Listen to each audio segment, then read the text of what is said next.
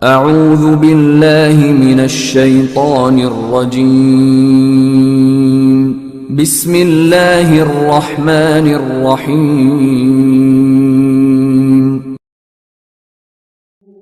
دل کی قیمت۔ اللہ تعالیٰ نے قرآن پاک میں فرمایا کہ میں نے انسان کے نفس کو اور مال کو جنت کے بدلے میں خرید لیا ہے۔ اب نفس کی قیمت تو جنت لگا دی، لیکن دل کی قیمت اللہ تعالیٰ نے اپنا مشاہدہ رکھا۔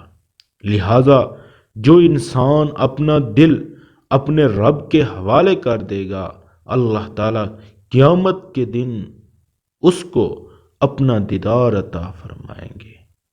حدیث پاک میں آیا ہے کہ قیامت کے دن کچھ لوگ ہوں گے جو کھڑے ہوں گے، اللہ تعالیٰ کی طرف دیکھیں گے اور دیکھ کر مسکرائیں گے، تو اللہ تعالیٰ ان کی طرف دیکھ کر مسکرائیں گے۔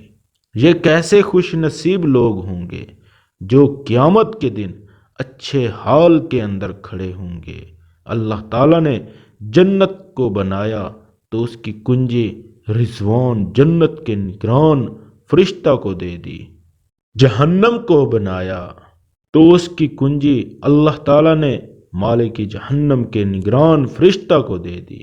اللہ تعالیٰ نے بیت اللہ کو اپنا گھر بنایا اور اس کی کنجی بنی شیبہ کے حوالے فرما دی کہ ان کے پاس رہے گی، کسی اور کے پاس نہیں جا سکتی۔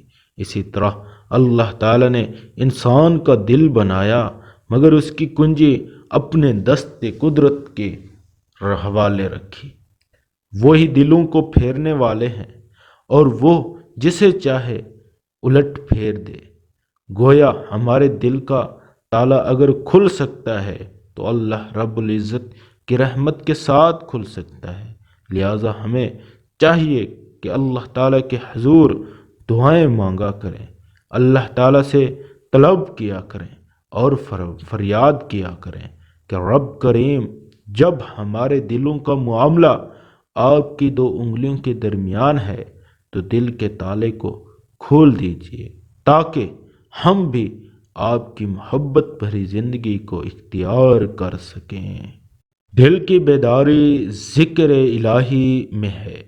جو شخص اللہ تعالیٰ کے ذکر میں مشغول رہتا ہے اس کا دل بیدار ہوتا ہے۔ حضور اکرم صلی اللہ علیہ وآلہ وسلم نے ارشاد فرمایا، اللہ تعالیٰ کا ذکر کرنے والے اور نہ کرنے والے کی مثال زندہ اور مردہ کی ہے۔ اگر انسان اللہ تعالیٰ کے ذکر سے غافل ہے تو سمجھ لو کہ اس کے دل پر غفلت کی نیند طاری ہے۔ اللہ اکبر۔